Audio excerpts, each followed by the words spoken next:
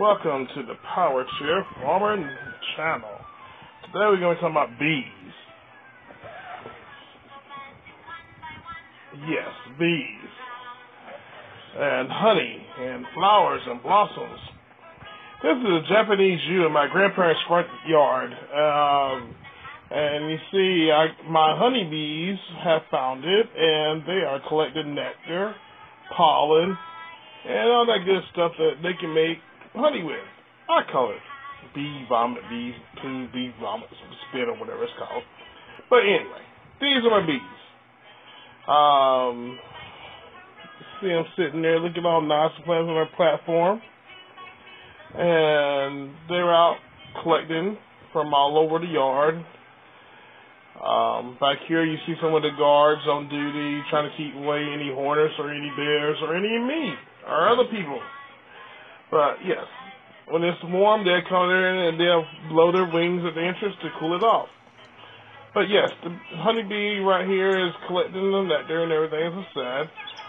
This is a Japanese yew that has a very lovely smell.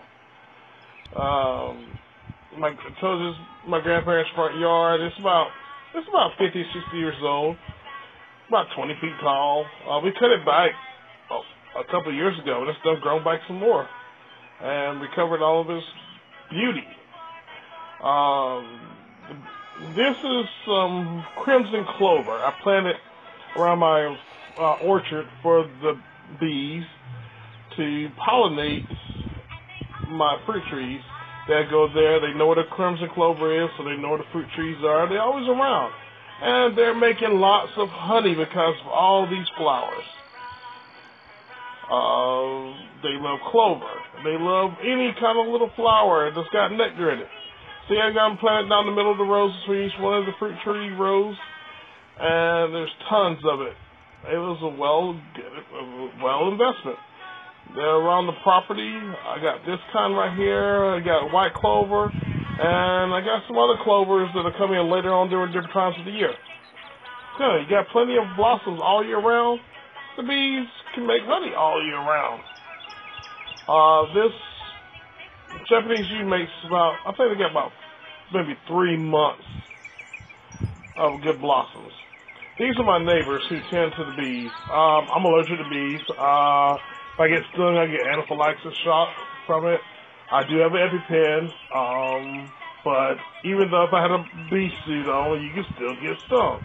So my neighbors tend to them, and you see me at a distance videoing because I'm at a distance, so I can get stung. But they're in front of my house. People sit there and say, well, they're in front of your house, they can still sting you. Well, I was told a long time ago that bees don't sting trees. Why is that? Because the tree is still. So if you be still, then the bees won't bother you. If you got on a bright color, red shirt, yellow shirt, orange shirt, they may come around and look at you and like, okay, are you a flower? And if you're still and not swinging your arms and everything, and you don't have a good smell, then they're going to realize, you're not sweet, you're not a flower, and they'll leave you alone. But basically, I wear a lot of dark colors like black or blue when I'm outside near the bees, and they don't bother me. And if one comes around me, I just sit still and let it do its buzz, and it investigates, and it leaves. But that's the best way to do it. But anyway, my neighbors are in here looking at the beehives, and they've taken away right now the racks with the honey in them. They got them in a box in their truck, and they're putting new racks in there. And yet my neighbor just got stung by one. I'm thinking right now he's looking around where the eggs are at for the new generation, and the bees get very protective. They protect their honey, they protect their young, and they protect their queen. And if you're any one of those, about any one of those, you might get tagged one time. So be very careful. And he's trying, but there you go. Got stung again. Oh, have mercy, I know that thing got to hurt. It's been a while since I've been stung by a bee, but it didn't feel good last time I got stung. So, but anyway, they're going to take those racks back to their house, bust the caps off of each one of the little cells, and put that tray in a centrifuge and spin it at really high rate. And it spins so hard that the honey comes pouring out of it, and it collects at the bottom of the centrifuge. And then they'll put it through it's a bead cloth, but it looks like a cheesecloth to me. And it will filter out a lot of the impurities. When I say impurities, I'm talking about honeycomb piece, wax pieces, big wax pieces. You'll see later on in the video that some little pieces of wax can get through that, and they get to the honey jar. But they don't process their honey like boiling it down or anything, because like boiling honey does make it lose some of its good benefits. One of the main reasons, besides pollinating my orchard and fruit trees, was me wanting the honey for the bees for the honey, because if you eat local honey and you're allergic to pollen from different things, that honey will help with your allergies and have protection. And I'm allergic to a lot of things, so that's why I got that. Look at that. Put all them babies back in there. Put them babies back to rest. But, so honey is good. And when I say honey, I'm not talking about, there's some legal thing you can do. It's kind of crooked, I think, but it's still legal. Because when you buy honey from some people, it'll say 100% honey. And it's really not honey. What they'll do, they'll take 100% honey and add it to a jar with 100% corn syrup, too. They just failed to tell you that part. It's got corn syrup mixed with this honey. And corn syrup is the stuff we find in all our sodas and stuff that's, not really good for diabetics and not good for any of us. It puts on fat. But, honey is awesome. And another thing about honey does not go bad. They found in some pyramids and some tombs of these great kings from Pharaoh and stuff like that, honey that was in jars from 4,000 years ago.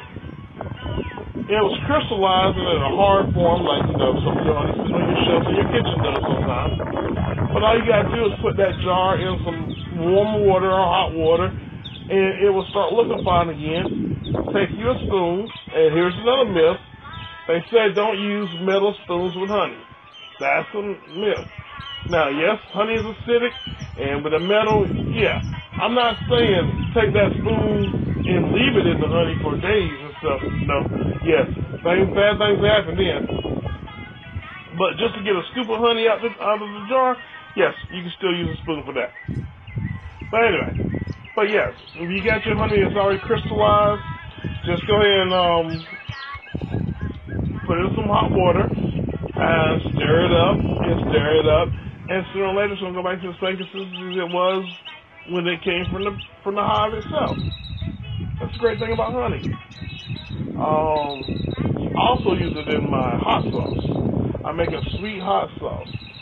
I use habanero, jalapeno, ghost pepper,